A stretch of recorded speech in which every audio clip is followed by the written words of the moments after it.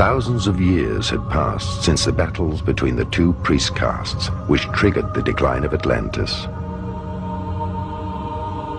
The mysteries of Atlantis and its magic era had been forgotten for a long time. The invisible forces of the spiritual hierarchy and the Space Brotherhood secretly introduced a brotherhood to erect a chain of world empires. Entire civilizations have risen under the secret guidance and inspiration of this brotherhood.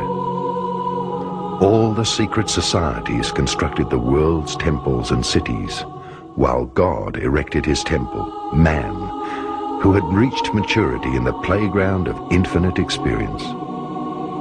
In ancient Egypt, the Brotherhood of the Snake had been in power for a long time, when arguments originating from the old conflict between the two brotherhoods of Shambhala and Agartha from Atlantis arose and flared up time and time again. This came to a climax in an argument between the Babylonian and Hebrew castes, in which both argued that they were the god race of the extraterrestrials. Thousands of years went by in which the same game of power and polarity opposites took place. Finally, the Hebrew Brotherhood on Shambhala's side won against an Aramaic branch of Agartha, with the help of Atlantean high technology, such as the Ark of the Covenant. During the entire time frame of the Old Testament, from the flood to Abraham and Moses, who received new guidance from God guardians, there was a brother war between the scattered Aryan castes of Atlantis with their ever lower descending consciousness. Thousands of years went by, and the Hebrew caste system with its tradition of lodges blossomed and freed itself from the high priest Egyptian power.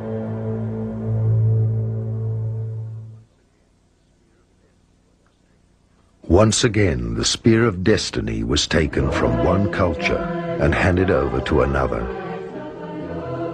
The Space Brothers secretly inspired the Hebrew priests and guided them in order to direct the newly chosen people of God. The Hebrew leadership role strengthened, and generations grew up under the influence of the deep mystique of the Hebrew initiation scripts and ceremonies of the rabbis. The prophets told the priests that they could foresee the birth of a new Messiah who would bring a new age. The prophecies also said that the Messiah would have incredible abilities and would be more powerful than all the world's kings. So the Hebrew Brotherhood knew for a long time approximately when the Messiah would be born, and they were very afraid to lose their spiritual and worldly powers. No wonder King Herod, when he heard of the birth of Christ, sent people to look for him. The Brotherhood feared that their power would be taken from them. By the time Christ started his work, visiting the scriptural scholars and making it clear to them that God's life was in the inner life of man and not in their dead scriptures, the end of the magical era of the Atlantean Brotherhood was not far off. From Atlantis' dark age to the rebirth of light, the path of becoming human was long and cruel. Through thousands of years, the Brotherhoods worked undercover in all cultures.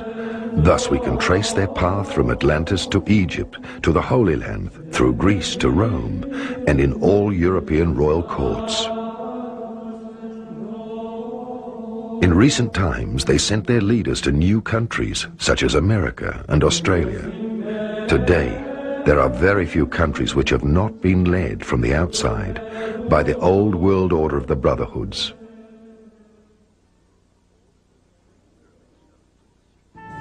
All 33 pyramid stones of the secret world conspiracy of the Illuminati and Freemasons are organizations of the imperialistic and materialistic pyramid, a manifestation of God's male hierarchy on earth, the spiritual powers of Lucifer, the carrier of light.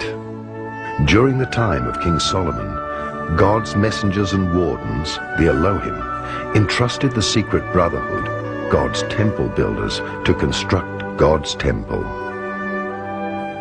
The Freemasons and Illuminati, meaning the enlightened, and earlier called the Templars, had the difficult task of building God's temple. Symbolically, God's temple represents the human animal, half man, half beast, who has to be taught in order for him to live through every possible experience, both positive and negative, and continue learning through these experiences until he has transcended his lower attributes. These powers financed all wars and conspiracies, but also funded welfare organizations and extensive government plans of the Western world in order to offer human souls a playground for experiences. Now, for that very reason, we can understand the meaning of I am the one power who desires good and creates evil. I am the one power who desires evil and creates good. Since Atlantis, all leading forces of Western religion and state systems have received partial initiation and helped to educate man. But now the time has come when the temple has completed its purpose and the Elohim reappear to wake up all completed souls. Just as parents who finally have to let go of their grown-up child so that it can be independent, this film will set the stage for the Illuminati and will transmit to them with absolute clarity that its mission and Elijah's prophecy have been fulfilled. Indeed, now everything works in reverse. The individual needs to deprogram himself of all social, religious, and other concepts which he thinks makes him a human being. Likewise, as every social structure represents the foundation of a civilization, the purpose is not to destroy this structure, but to liberate it from the ego structure of the lobbies. In the same way, the purpose is not to destroy God's temple, the human body, but to deprogram the ego structure. How? By letting go of all negative perceptions. Everything is only an experience, because nobody is totally negative.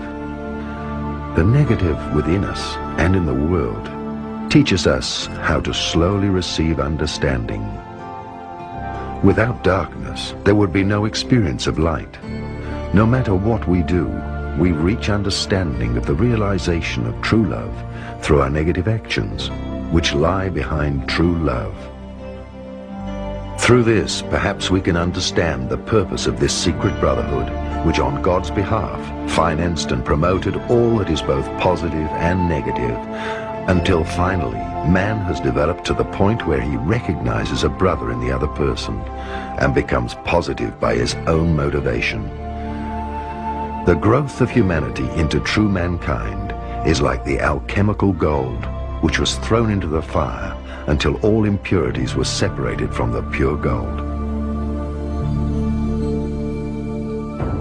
On Earth, all social power systems since Atlantis have been led by the Brotherhood of the Snake, which in turn was guided by spiritual and extraterrestrial forces of the Guardians. In short, whether it be monarchy, capitalism, or communism, whichever strive for power and leadership has been spiritually influenced by the sun hierarchies during the Dark Age, and now represents the male materialistic forces. Of course, we have been guided by our religions and powerful leaders during the Dark Age, but these in turn have also been led by spiritual masters. Many people of lower grades of initiation do not even realize that extraterrestrial and cosmic influences of the sun hierarchies have been placed at the top of the pyramid of the lodges. During the Dark Age, sun hierarchies, the Illuminati, are the rulers, accomplished masculine forces, the builders of matter. In the last Golden Age, moon hierarchies, the Luminari, the accomplished feminine cosmic forces, ruled and brought matriarchy. The completed souls of the next cycle unite within themselves the sun and moon, which is symbolically a marriage of mind and matter. The union of man ego and woman soul within a human being leads back to immortality. In the future, the higher self will be a human being on earth. Christianity and the Templar Order. Each time it was written down, the true revelation of the divine was falsified, because every testament always represents an interpretation of that not experienced. This is how the world religions originated, with all their different sects, which strictly followed dead words to the letter and were misled from generation to generation further away from the truth. After Christ's death, his words were wrongly interpreted also, and in parts purposely falsified. During the first century, great disappointment was felt within the first original Christian congregations, when part of the scriptures were falsely interpreted by the secret Hebrew brotherhoods, who stood on the side of the Romans. The Atlantean gospel of the life of the Essenes, Essena, which still includes the teachings of reincarnation, but excludes any interpretation of evil, led through the centuries to the strong division between heaven and hell. Peter, in his last days, recognized what had happened and asked to be hanged by his feet, symbolizing the world's confused situation. Back then, all his followers were only comforted by the knowledge that one day in the future, just before the return, they would be reborn in order to inherit the world. To summarize what the Bible says about the coming of Jesus Christ, one could go to the words of Jesus himself in Matthew chapter 24. This chapter is often seen as a synopsis, you might say, of the Apocalypse or the writings of the Apostle John. And in this particular chapter, Jesus outlined very clearly how he will come. He will come visibly, personally, as a real person. He will come in the midst of noise, so it'll be an audible event, and a very dramatic, powerful and glorious event. He said he's going to return with all his glory, the glory of his Father, the glory of the holy angels. It will be a dramatic event. For a long time, Christianity and the secret lodges of the Brotherhood had entered the European royal courts, where various knightly brotherhoods went to look for their roots in the Holy Land. Crusaders from all the European countries started on their journey to the Holy Land. Some of these knights had not been initiated by the Freemason Brotherhood, who had already at the time total control over the Vatican. They were searching for the truth because they disagreed with the activities of the head of the church. Especially during the 11th century, German and Baltic crusaders traveled to Syria, where an old master called the Elder of the Days told them the whole truth about the Atlantean brother war of the priesthood castes. The Babylonian stone plates revealed to them the destruction of the Aramaic Brotherhood by the Hebrew Brotherhoods and the whole truth about the falsification of the gospel of the Essenes and Christ's message. This led to an immediate split from Christianity, and a new order of Templars was founded. After their return, the Templars used their newfound knowledge of Atlantis and built the Grail castles throughout all European countries. They introduced the money system and enjoyed a high reputation. Later, they were persecuted by the church. The old lodges followed, and the Inquisition began. Some of the knights came to Vienna, Heilig and Kreuz, where they established several monasteries and castles on sacred geomantic energy sites, where they kept part of the knowledge and scriptures. For centuries, part of the Templars' knowledge was hidden in and around Vienna. After the Inquisition, the old brotherhoods again seized power in a new disguise. Part of the Freemasons and of the Illuminati were directly evolved from this Templar Brotherhood.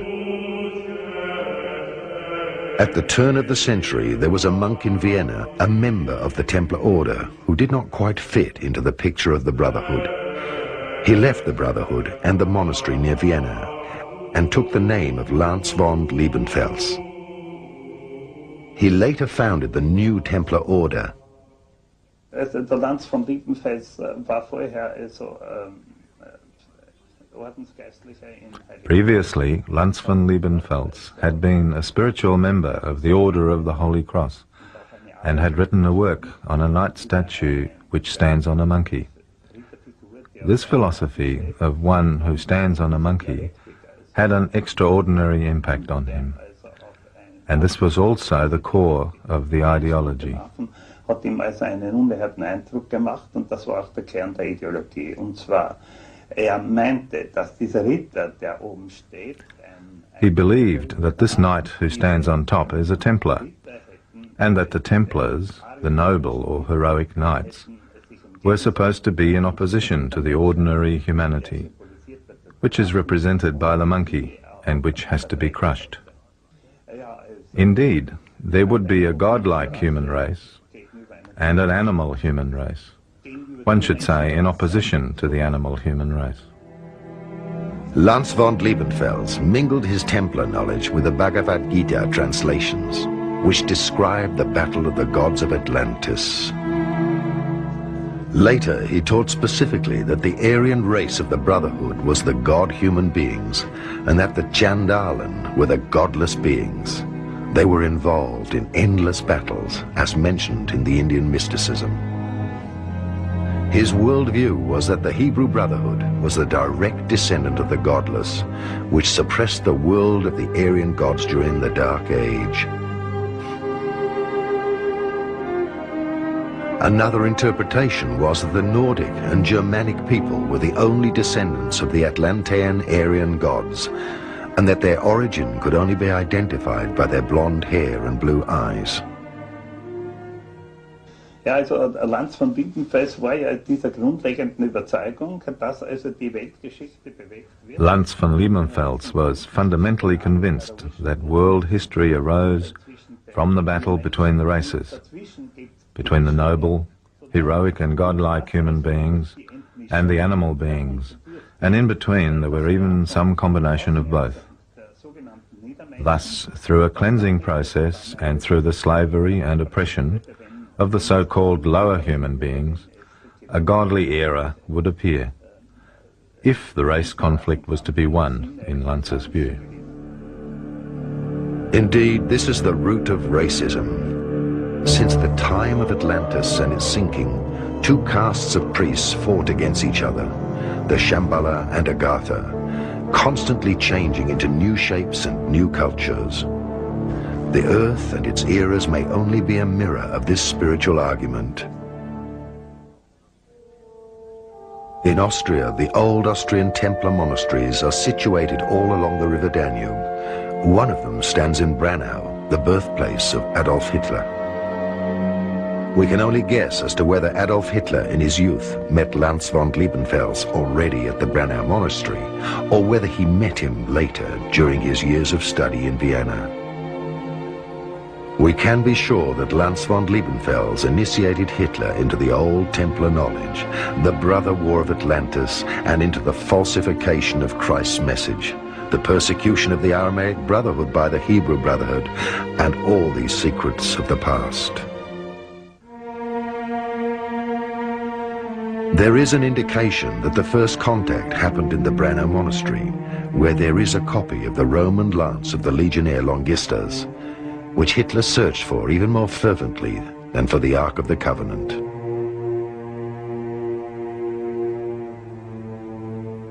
The lance of Longistus was supposed to hold magical powers, as it had been thrust into Christ's heart.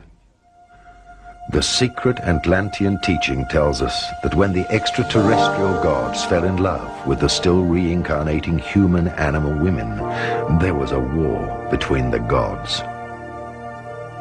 The dissidents, the fallen angels, were banished to become humans. The last remains of the fallen gods from Atlantis were the kings of the Indo-Aryan castes and priesthoods. These Aryan priesthoods were dispersed by the incoming black races of the subcontinents, and the era of the gods came to an end. For thousands of years, the god humans from the stars were incarnating into humans, while the Indian scholars were still fighting over which of the descendants of the Aryan gods belonged to the animal-human race.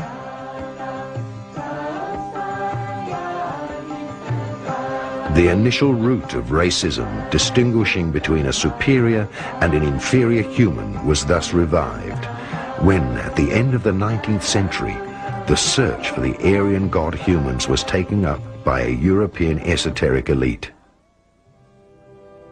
It was Nietzsche, with his superhuman and many other prominent writers, who drew the idea of the god human from Atlantis out of the Indian texts.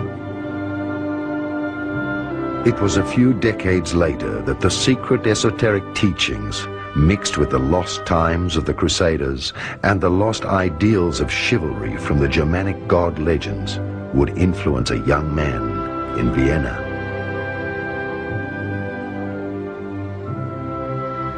In Hitler's childhood, his father beat his mother while under the influence of alcohol.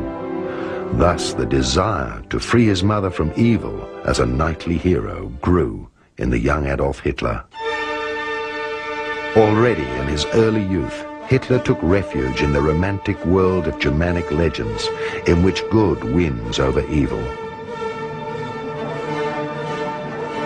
This mysticism of the polarity of good and evil reached its peak in Vienna with the study of the esoteric literature of the Indo-Aryan battles of the gods. In these ancient texts, and in the first lectures of the contemporary authors, the worldview of the young Hitler was even more split into good and evil.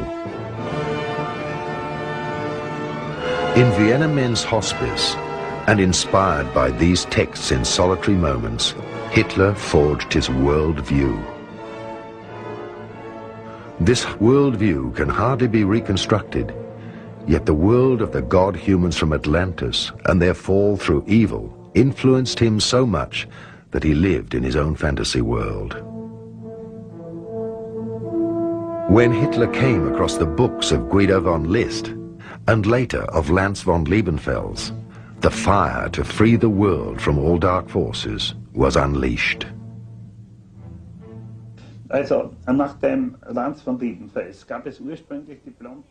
So according to Lance von Liebenfels, originally there were people with blonde hair and blue eyes. They were godlike. They came from somewhere in the universe, and amongst them were the animal-like humans, particularly the so-called monkeys. According to Lantz, the races commingled insofar as the blonde and blue-eyed women united with the animal-like human beings. This is how the mixed races appeared, and these were called the little monkeys or Chandlan. Indeed, this comes from the Indian tradition.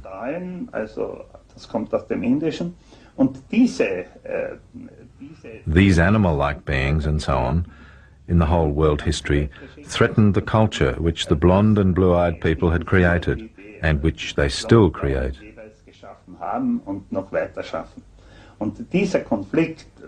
So this conflict is the fight of the animal-like, the lower beings against the so-called noble, heroic people. This leads to the necessary destruction of the lower beings. This program of destruction is the ultimate goal. It is indeed a form of apocalypse, in which the lower beings will have to be cast out, and the blonde and blue-eyed beings will survive. In der also sozusagen die Untermenschen ausgeschieden werden sollen und die Blond-Blauen allein also sozusagen überleben. With Hitler's view to save the world from evil, the catastrophe was already preordained. In the text by Lance von Liebenfels, we can find the inspiration ground of all racist teachings of the time, and Hitler embraced literally all of these ideas. Thus, Lance von Liebenfels spoke of a purebred race of Aryan people and the reviving of the noble qualities of the gods and of the end solution of getting rid of the inferior races in order to establish again the God-human race, blonde and blue-eyed, as the superior race. But Hitler was not the only one to read the teachings of Lanz von Liebenfels and his paper Ostara in Vienna. There were many different personalities from various organizations who later came together in order to pull on the same side and to establish the idea of the new superior race. Ludendorff and Dietrich Eckart already subscribed to this racial publication. Strengthened by his interpretation of esoteric material, perhaps already a member of the Templar Order, Hitler launched himself into the First World War. He may have already made contact with Ludendorff before the First World War as an equally esoteric-minded friend. His chance to convince all that he was the German savior who would lead the battle against all injustice on earth came a few days after the beginning of the First World War in Munich, where he spoke up after the liberation battle against the communists.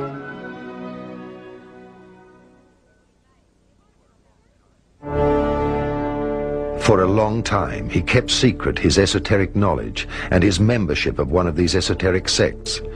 It was only when he came to power that people started to think about the idea of a blue-eyed race superior to all other races. A new Atlantean god was to be bred again, who would embody the godly qualities and psychic abilities.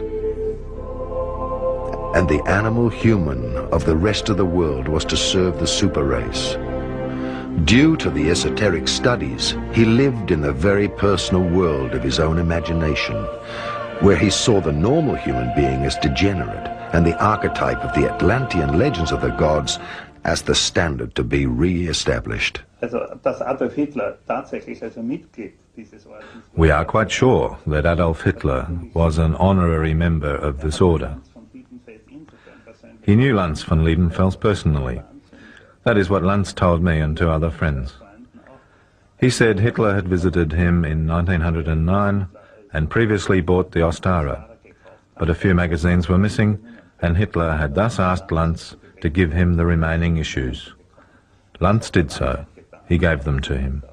And this means that Hitler knew the complete Ostara. He probably also knew the book published by Lanz in, I think, 1905, with the title Theozoologie, or Of Sodom's Monkeys and the Dream of the Path of the Gods. Encouraged by his occult knowledge, he decided to lead the world into the 1,000 Years Empire as a messiah and savior in a final victorious battle against evil. Through the influence of drugs, he became a medium and naturally saw himself as the carrier of the lost qualities. He took the idea of a 1,000 Years Empire from John's Revelation. However, Hitler was not alone in his dream of establishing a Germanic empire with re-emerging god-humans from Atlantis. The Tula Society of the Germanic Order and the Armenian Order of the 19th century, which met in the Four Seasons Hotel in Munich, had the same dreams with one difference. They saw the Freemason lodges and the Illuminati as the supreme evil.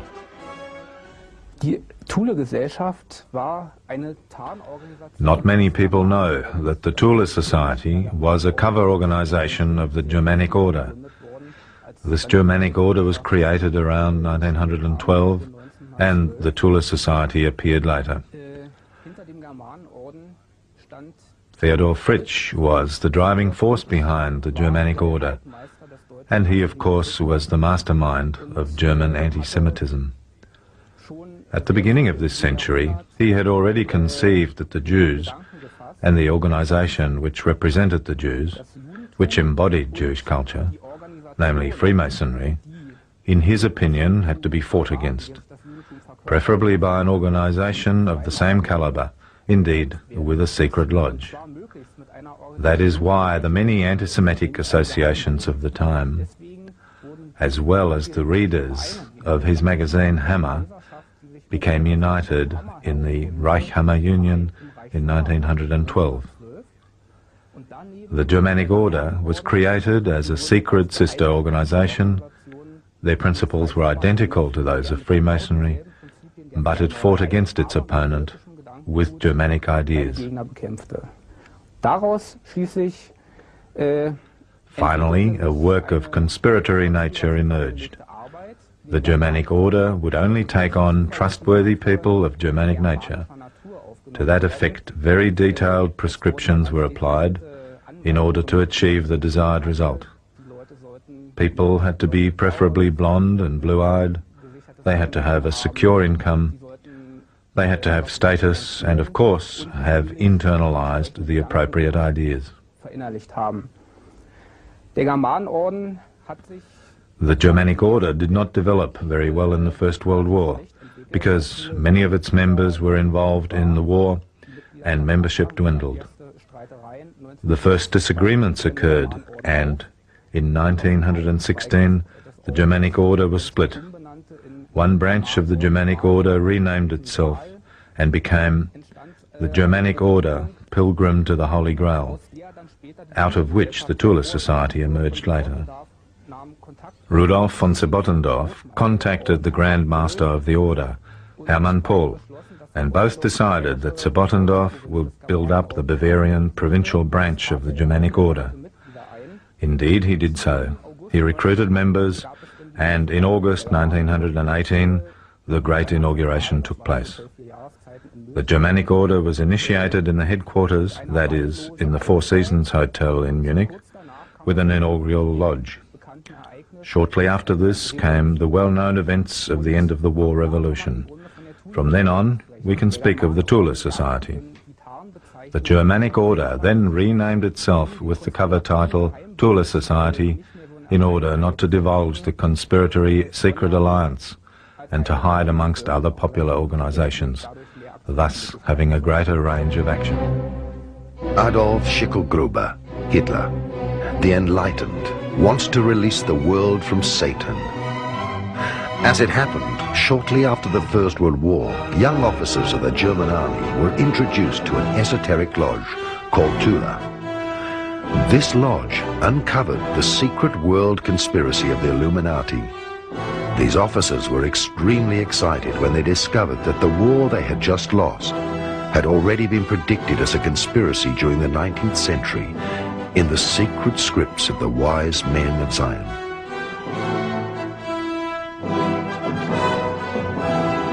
The secret scripts of the wise men of Zion, the Illuminati, quoted, "We are the one force which finances all parties and wars until mankind gets weary of wars.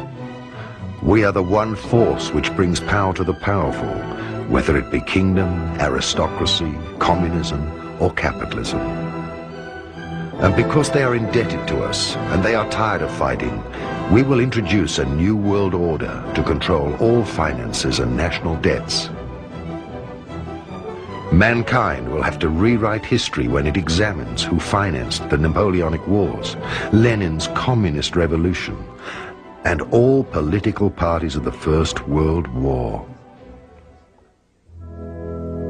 Towards the end of the 18th century in Europe, especially in Germany, a new movement was founded which was interested in deeply spiritual matters. The origin of mankind and all the secrets of Atlantis were of particular interest.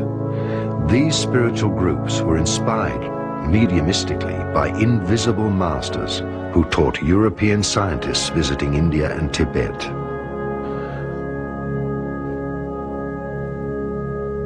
The foundations for these secret esoteric teachings were the secret writings of Petrova Blavatsky. At the beginning of the 19th century, various esoteric groups, such as the Anthroposophists of Rudolf Steiner, were directly issued from these teachings. They mentioned the coming of a new age, which would be preceded by a great battle between good and evil. The teachings by the invisible masters of Shambhala were mixed by the esoteric followers of the time with other religions, such as Hinduism, Buddhism, and John's secret Christian prophecies. Many newly founded occult sects discovered that there were esoteric lodges before them, such as the Freemasons, the Rosicrucians, and the Illuminati, who were pulling the strings of world politics.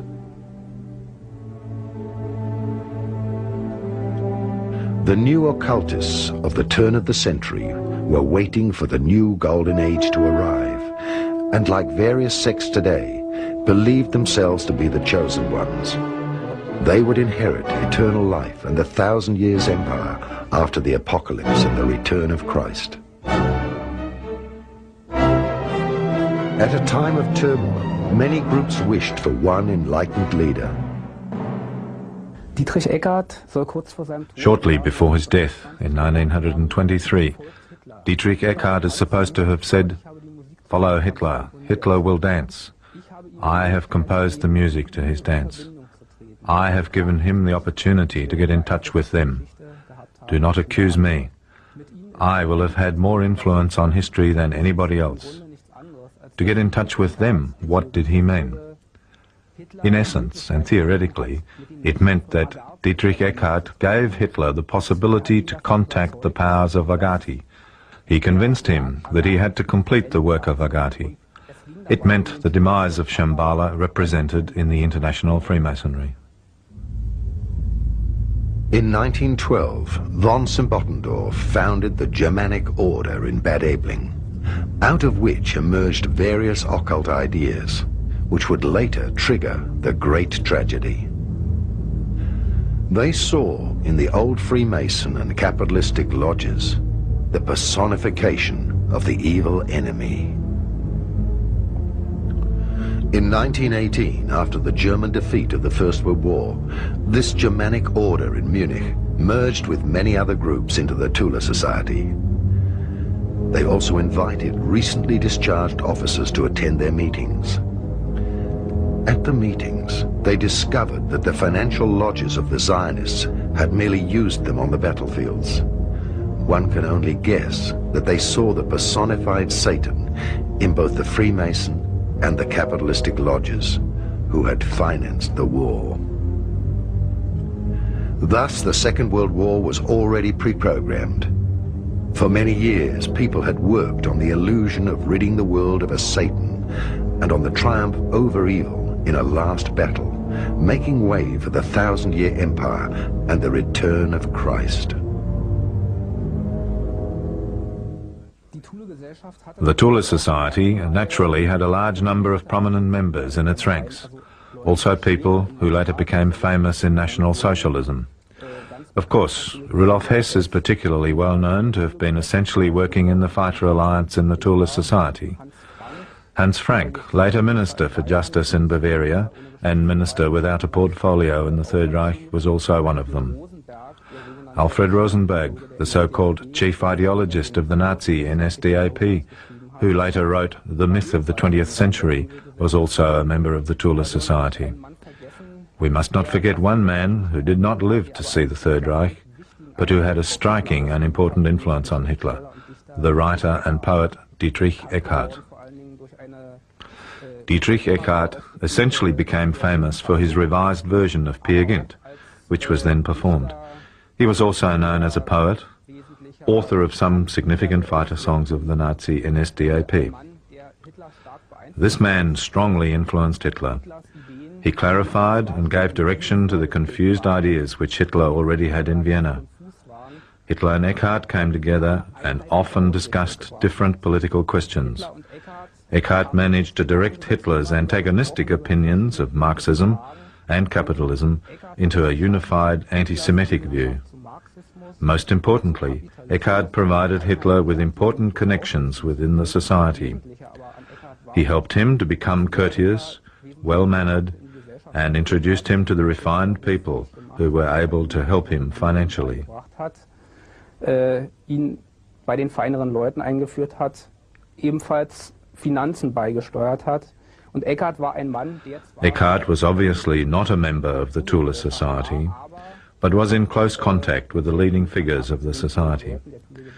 One must imagine all this like a spectrum, in which individual association memberships were not so important, but where the people from the different organisations and parties repeatedly met, where there was overlapping in the membership, but where in a particular period, that is specifically in Munich at the beginning of 1919, crystallisation centres increasingly emerged. One of them was definitely the Tula Society, and all the important people who met at the time essentially fought against Marxism, met at the Tula Society or in its sphere of influence. Out of the Tula Society emerged the idea, as Sebottendorf, the founder of the society, declared, that support for the national cause should also come from the working class, and not only from the middle classes and bourgeois circles. These ideas had also spread to others, as for example the engineer Paul Tafel, also a member of the Germanic order. Sebottendorf appointed one of his associates, the sports journalist Karl Hara, to create a political working circle within the Tula Society. Hara did so, and happened to meet Alfred Drexler, with whom he worked closely. In January 1919, Hara and Drexler founded the German Workers' Party, which had its origin in Drexler's Free Workers' Community for Peace. One can say that the original building of the Nazi NSDAP was laid by the Tula Society. Hara was a Tula brother. Drexler was also moving in these circles. And the initial people of the DAP all came from the Tula Society circles. Weil Hara war ein Thule-Bruder, Drexler verkehrte auch in dem Umfeld und die ersten Leute, die in der DAP Einfluss hatten, waren aus dem Umfeld der Thule-Gesellschaft. The Tula organization secretly made great plans to release mankind from the financial conspiracy. To them, the Illuminati, Freemasons, and Zionistic financial connections represented a world dictatorship which had to be fought and defeated. However, it would still take a while until they found a political candidate who would represent them in power. Because of the deep Christian and occult nature of the Tula organization, which meant something like the Society for Research on Atlantis, its members searched in all ancient prophecies for when the Dark Age would come to an end. In his last days, Jesus revealed something about the days to come. These old secret prophecies revealed by Jesus to his apostles said that the beginning of salvation would spread from a country behind large mountains, where a great leader by the name of Elijah would be born. Jesus turned around while talking and pointed to the Roman legionnaire Longistus, who was a German mercenary. As a result, the German lodges believed that this secret gospel of John revealed that the land was Germany, the large mountains being the fortress of the Alps, and that the mentioned leader was already incarnated. He would free the world through the final battle in order to initiate the 1,000 years empire of peace and the return of Christ. This is how the Tula interpreted Christ's speech. In about 1,000, plus not quite 1,000 years, you will be reborn together with Elijah to free the world. He meant the 2,600 Essene followers who were Atlantean descendants.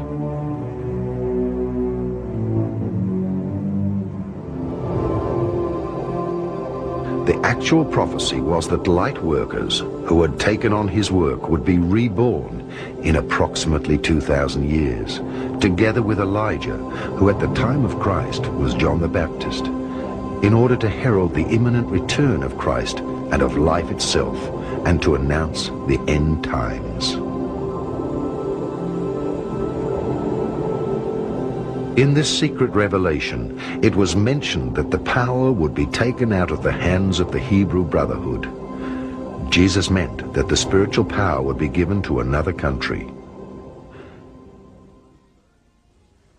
The German Tula Society still identified itself with the role of world savior which could free the world of evil. This idea became the heart of its anti-Semitic teachings. When this occult sect thought it was freeing the world of Atlantean Freemasonry through the Second World War, it expected part of this secret prophecy to be fulfilled. The brother war of the two priesthood castes of Atlantis was reenacted in the Second World War through the Tula Society. The members believed themselves to be Christ's followers, fighting the battle for freedom from the Hebrew lodges. Yet these souls of the Third Reich were the other brotherhood of Babylon which had lost power, the brothers from Agartha, who in their previous high culture in Babylon had lost against the Hebrew priesthood. The Second World War was a continuation of the Atlantean Brother War. It was karma, which is the greatest mystery, revealing that in fact the Jewish and the Germanic roles had emerged from a common Atlantean past. The story of Agati and Shambhala is also impressively described in a novel by Russell McLeod, The Black Sun of Tashilonpo. The novel is about the battle between these two forces. And in one part of the story, a 91-year-old former SS in Tibet tells a journalist pursuing the story how these two forces behave. He relates how Agati and Shambhala and their legend have intervened in real history. Und erzählt ihm, wie diese Legende in die Realgeschichte eingegriffen hat. Therefore, the Tula Society was a precursor to the original cell of the NSDAP, in actual fact, an extension of Agati. The successors of Sebottendorf, Dietrich Eckart, and in his trial Karl Haushofer, initiated Hitler into this legend.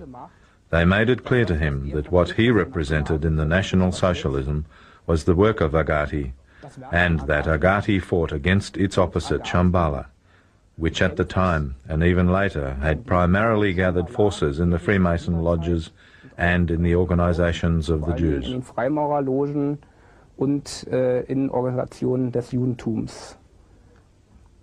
That is the story behind it all. Churchill and Roosevelt were the leaders of the Freemason Brotherhood, and Hitler was the leader of the Tula Society and the New Templar Order. In the prophecy stating that at the time of the return of Christ, the head of the serpent would be crushed, it was not meant that the Freemasons and the Illuminati would be violently destroyed. On the contrary, it meant that through the return of the inner cosmos, the Christ powers would depossess the world powers through the overcoming of polarity in man. When the Eagle, that is the Space Brothers, has landed, there will be no world powers left, because from then on, there will only be ascended and conscious beings on Earth. They will have lived through the resurrection and will be connected to their inner truth. The return of Christ, thus, is the revelation of the planetary spirit in man, out of which he can read the whole truth himself, and thus we can perhaps only guess that the apocalypse, to a great extent, will take place in the mind of people and only partially in the outside world. The true light children and Christ followers were to be born much later, and their mission is more healing of the earth through the overcoming of polarity than the waging of wars. The Tula organization believed then that the new golden age had already started, and that Elijah and the great Atlantean souls had already been born to release the world from the dark forces. When Dietrich Eckart von Sebottendorf and his followers consulted several spiritual mediums, the name of the young officer Adolf Hitler was mentioned to them through the astral world. The fact that Hitler was to be a kind of Messiah who would free the world from the Jews and from the dark forces is indisputably the direct experience in National Socialism. He himself surely also had this experience of being the chosen one. He repeatedly spoke of providence, by which he was guided. At the end, he was not happy with providence, And he said that Providence could not take responsibility towards the German nation of Germany losing the war. This is indeed a strange thing. But before that, he undoubtedly felt called upon, that is, chosen by Providence, to play a fundamental role in the world history and to free the world from the Jews and thus from the lower human beings. Dietrich Eckart was somebody who had a strongly anti-materialistic disposition. Actually, he drew his worldview from the spiritual. He was influenced by Schopenhauer and by a medieval mystic by the name of Angelus Elesius, who lived in the 13th and 14th century. He was inclined towards spirituality in literature and in his own experiences. He rejected materialism. He saw the people who were gaining influence in Germany and those in power as symbols for materialism. On the one hand, they were the Marxists, and on the other, of course, the liberal bourgeois and the capitalists. Und auf der anderen Seite natürlich die bürgerlich-liberalen und der Kapitalismus. These spiritual ideas by which Eckart had been strongly shaped were surely passed on to his pupil, Adolf Hitler. Adolf Hitler's occult past already began during his years of study in Vienna. He read Nietzsche's Superhuman, Übermensch, studied the secret teachings of Helena Petrova Blavatsky, the secret revelations of John, and regularly attended the lectures of Guido von List. He was definitely a subscriber to the occult magazine published by Lanz von Liebenfels, which already glorified the racist madness, the male sun cosmologies, and Aryan culture. He found the climax of his spiritual ego in the legends of the Nibelungen sagas. In Vienna, his desire already took shape to release the world from dark forces as the Germanic Messiah. The first meeting between the Tula organization and Hitler took place when the Tula organization, together with the officers of the Volunteer Corps, drove the communists out of Munich. Hitler was informed about his specific destiny and firmly believed himself to be the reincarnated leader from Atlantis. The aims of this sect were obviously kept silent. Hitler was worshipped as Elijah. His salute, also called Ave, is a greeting of the gods. The swastika was the reversed symbol of Atlantis. If the swastika is turned anti-clockwise, it means the resurrection of souls, the ascension into the golden age. Turning the swastika clockwise means the descent of souls into the dark ages. Germany Awake was written on every banner, the sentence supposedly an awakening call towards a new golden age. The Tula organization wanted to bring about, by force, the resurrection of Atlantis and the 1,000 years empire foretold by Christ. No wonder they used the sign of the descent into the dark age. Adolf Hitler was adored as a savior by 50 esoteric groups and brought to power. No one could imagine that he himself was one of the last masters of the Dark Brotherhood of Atlantis, who would lead it to the dark side of occultism. For the first time during the modern era, an esoteric sect came to power, with all its divisions and various branches. The sole objective of this sect, who practiced secret occultism and mass magic, and lived in its own reality, was to take power from another esoteric sect, which has held the world power in its hands until this very day, the Freemasons and the Illuminati. When the international Jewish financial structure is again successful in plunging the nations in Europe and outside into another world war, then this will not be a victory for the Jews, but the annihilation of the Jewish race in Europe. Surely it is no coincidence that both the Germanic and the Freemason lodges, which both believed themselves to be chosen by God to lead mankind, were in fact the misleading seducers rather than the chosen ones. And looking behind the scene, one will discover that both forces were in fact the ancient currents of the occult Atlantean War, reincarnating once more as opposing brotherhoods, accusing each other of practicing black magic.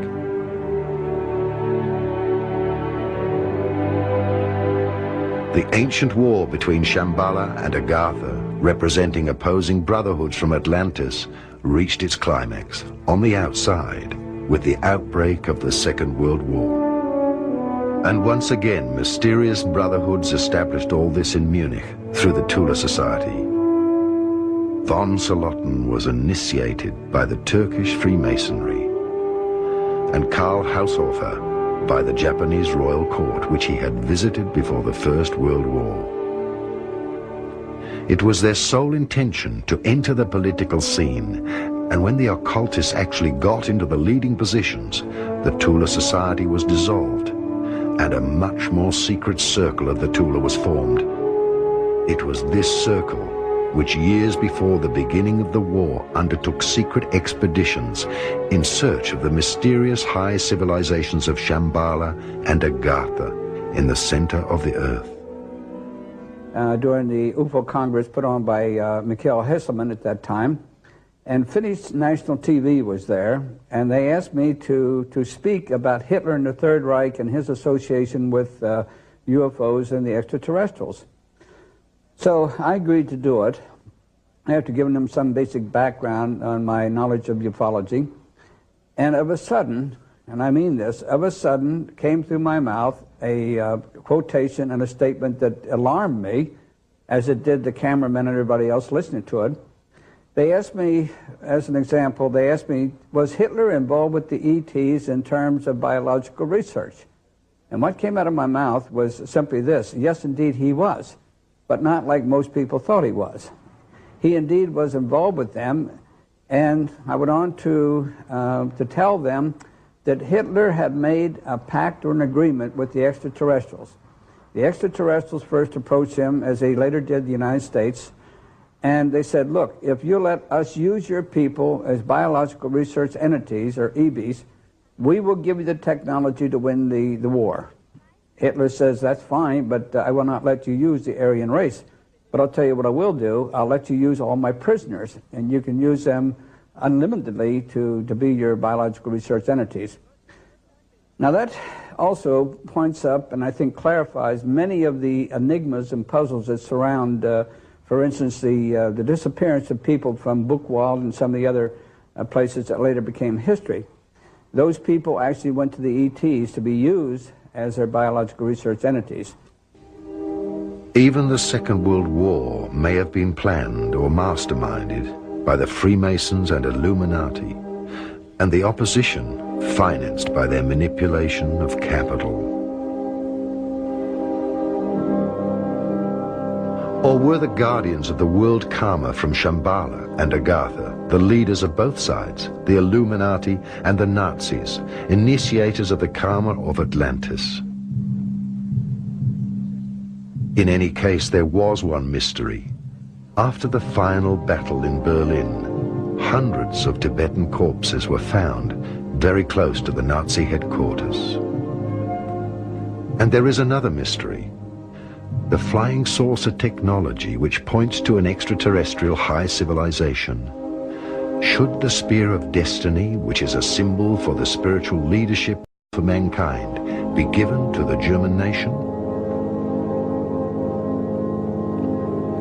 Why did secret fleets of submarines retreat towards the South Pole and Argentina? They also carried Adolf Hitler, Eva Braun, and other secret members of the Tula Circle. And with the cessation of hostilities, of course, in Europe, Germany has capitulated, and of course there was an immediate interest and concern to get there as quickly as possible to capture the personnel, the documents, and also the instruments called the spacecraft, which Hitler had created. Now that was of primary interest to the Soviets, the Americans, and of course the English. As it turns out, the Soviets were the first to reach Berlin, and they did get most of the documents supportive, of course, of that particular project. Secondly, the Americans arrived, and they got the second amount of documents, but they did get the most of the brains, including von Braun. And Dr. Hertak will pick that up later, of course, and expand upon that. Now, we also discovered when we got to Berlin that the two craft which we were most interested in, the spacecraft which Hitler had, of course, built, were no longer there. Indeed, they have been disassembled by the SS, and they have been spirited out of the country aboard 2 submarines, and they spent 6 months at sea and finally ended up in what is now, or always has been, Argentina. From there, they were taken into Antarctica, and that's another story, so I won't go into it. Another interesting thing, too, which I'd like to bring out here, when I had my lecture in Frankfurt 2 or 3 years ago, I flew directly from Frankfurt back to Chicago, Illinois for another major appearance, and in my audience was a woman who was very excited about what I was talking about, because I was talking about this very subject. But I was also talking about Hitler, and I also said that I didn't think he died in the bunker. She couldn't wait to talk to me. And later on, we had a private interview, and she told me that she was the daughter of the former secret head of Argentina. And I won't mention her name on TV, but nevertheless, I know that it was all substantiated. She said that when she was a little girl, about 10 or 12 years old, she and her father, who was the head of the Secret Service of Argentina, were dining in an outdoor cafe. And he said, you see that man sitting over there? And she said, yes. And he said, well, that's Hitler. You see the woman sitting next to him? That's Eva Braun, his wife. Hitler did not die in the bunker.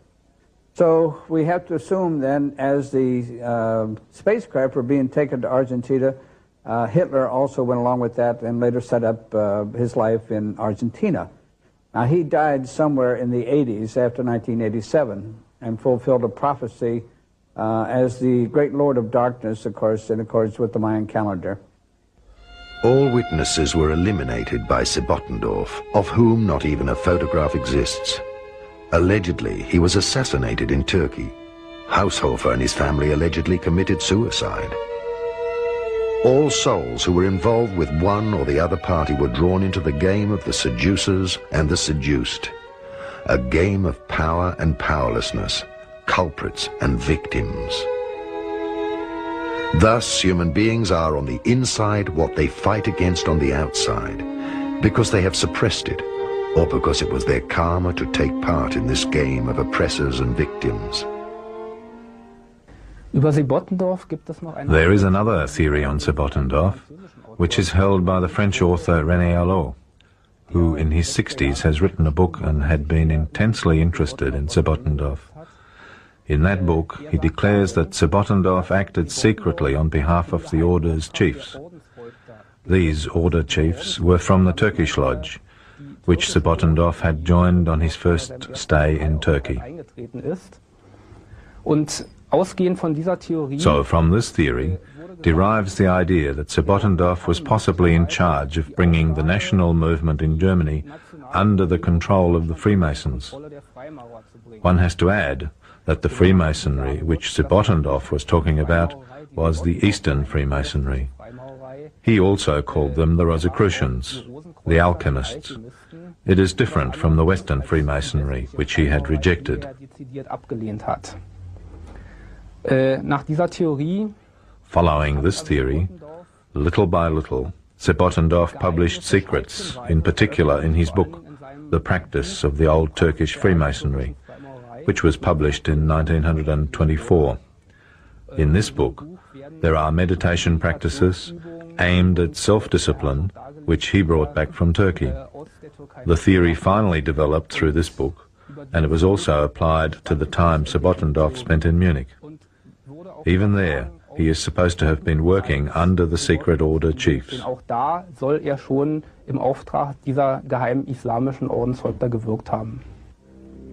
Not much has changed today. All who are striving for power are manipulated through their need for loans from the financial lodges. They need money to finance their personal power thirst, their armies and wars. The Third Great War was already predicted in the scripts of the wise men of Zion. This one too is supposed to take place in Germany and Europe. It will be interesting to see who will be used as a tool this time. Will it be a Russian or Muslim dictator who wants to release the world once again from the Illuminati? Already one can find an extensive range of books and countless scripts, especially in Muslim countries like Iraq and Iran, telling us how the imperialistic and Zionistic Freemason Christianity remains the great evil. It is only a matter of time until a spiritual leader will be born, or maybe already is. This person might already be here, having possibly experienced the strange war against Iraq, and will try in the near future to release the world and the Muslims of the evil conspiracy and of Christianity, using literature about the conspiracy in order to initiate a final religious war and atomic disaster. Mankind could spare itself by overcoming polarity. The ego games are still being repeated. As long as there are humans who believe that the world can be changed on the outside by power, laws, and war, the wolf in sheep's clothing will still mislead people. Each one of us can only lead himself. Only when man is able to let go of all needs for authority within himself and on the outside can he take the first step into independence, because all political and religious leaders are misleading seducers. To change the world or a person by force means separating it from the perfect foundation of life, and to create new karma. Indeed, life evens itself out. It does not need human beings to fulfill karma. To blame someone and to make someone feel guilty creates new karma.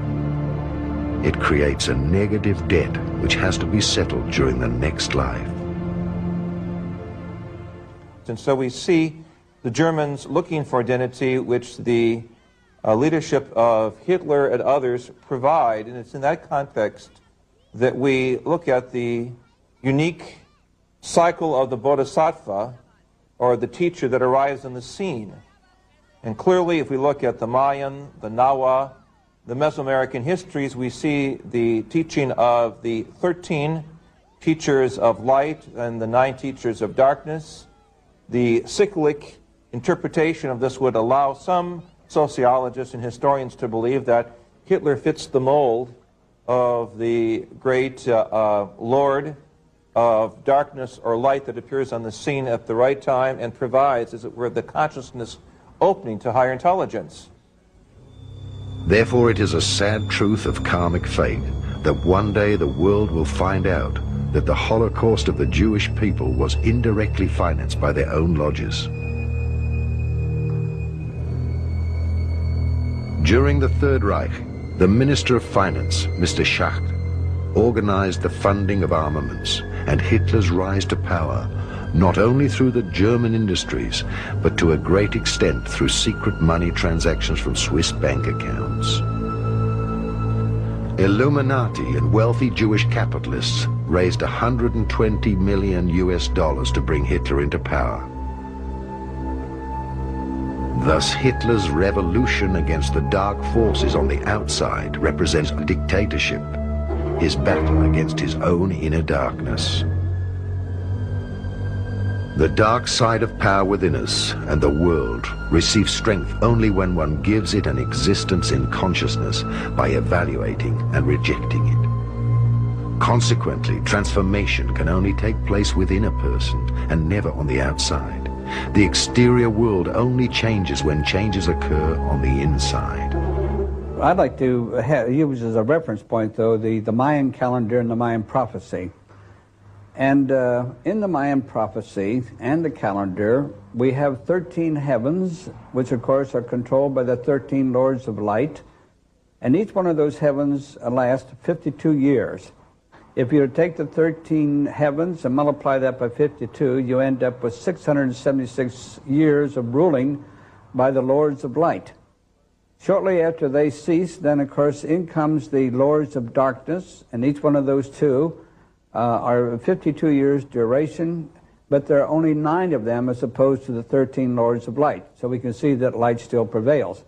Nevertheless, they were very necessary to stimulate growth within the human race and here upon the planet. And each one of these lords of darkness played a personified and a, you might say, a strict application for the growth of mankind. Now, if you go back in history, and if you were to trace it back 468 years, and of course take each one of the 52 increments of the 468 years, you will find out that something great and stupendous happened during that time. Now, the last great Lord of Darkness was none other than one we knew as Adolf Hitler. Adolf Hitler was a divine instrument. Adolf Hitler played his role well.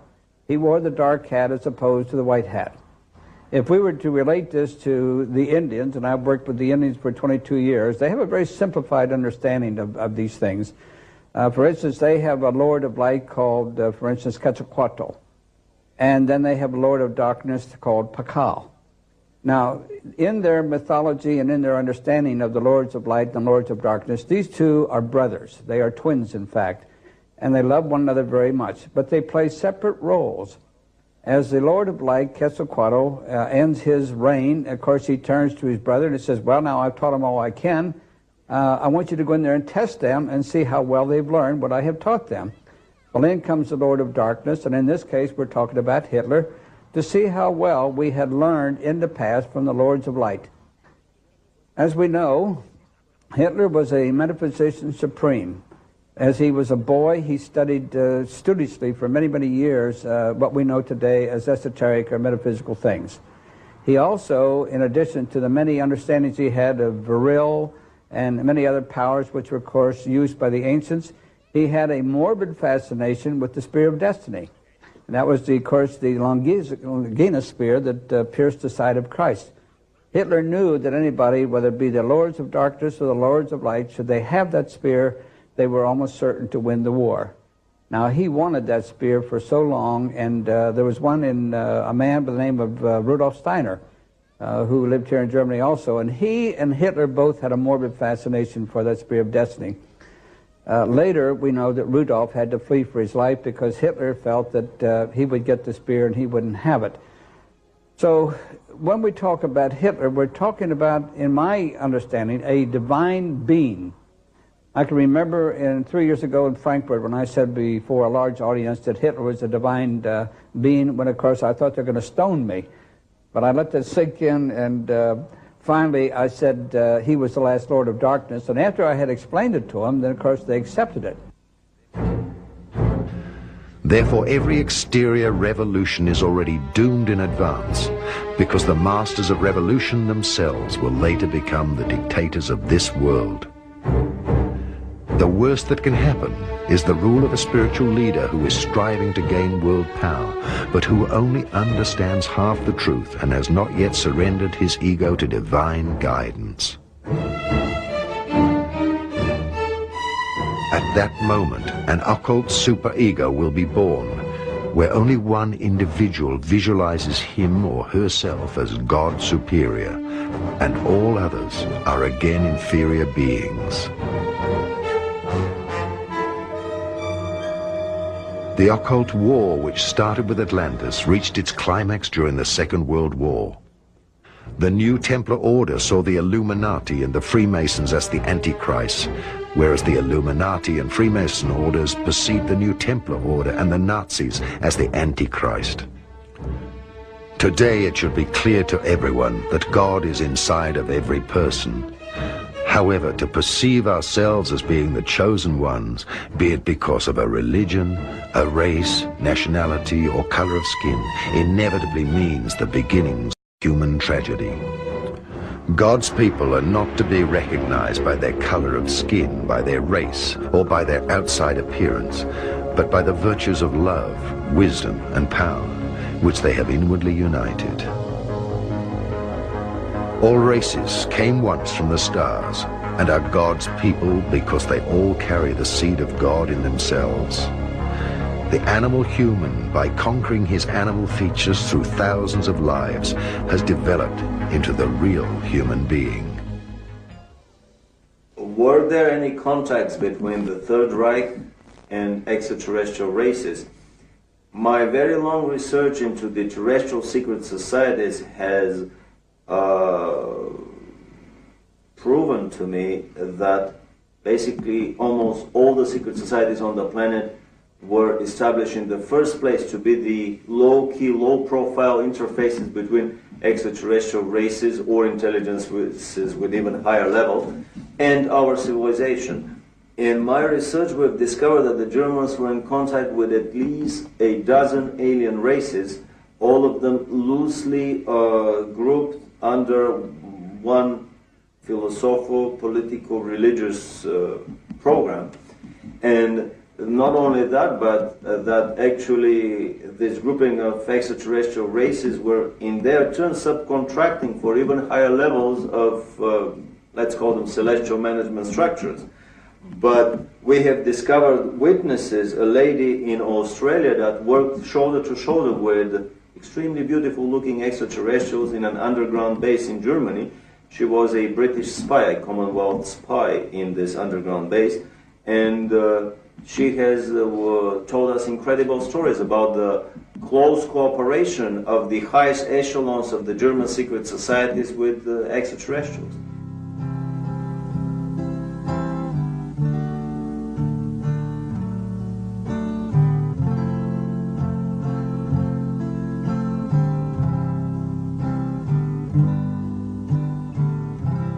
The continent of Atlantis was an island which lay before the great flood in the area we now call the Atlantic Ocean. So great an area of land that from her western shores those beautiful sailors journeyed to the south and the North Americas with ease in their ships with painted sails.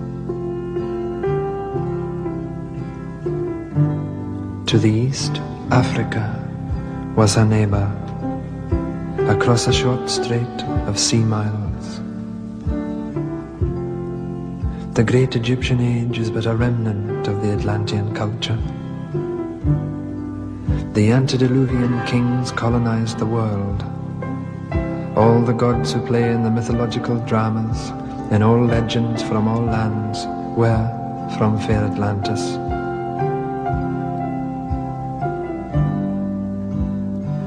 Knowing her fate, Atlantis sent out ships to all corners of the earth.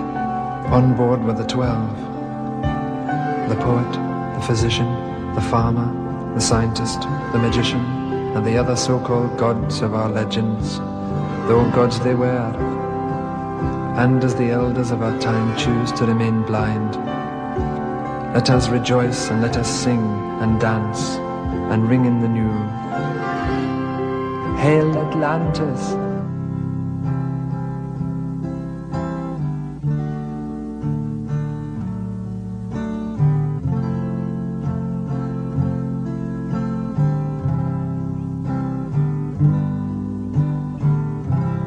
The continent of Atlantis was an island which lay before the great flood in the area we now call the Atlantic Ocean. So great an area of land that from her western shores those beautiful sailors journeyed to the south and the North Americas with ease in their ships with painted sails. To the east, Africa was her neighbor,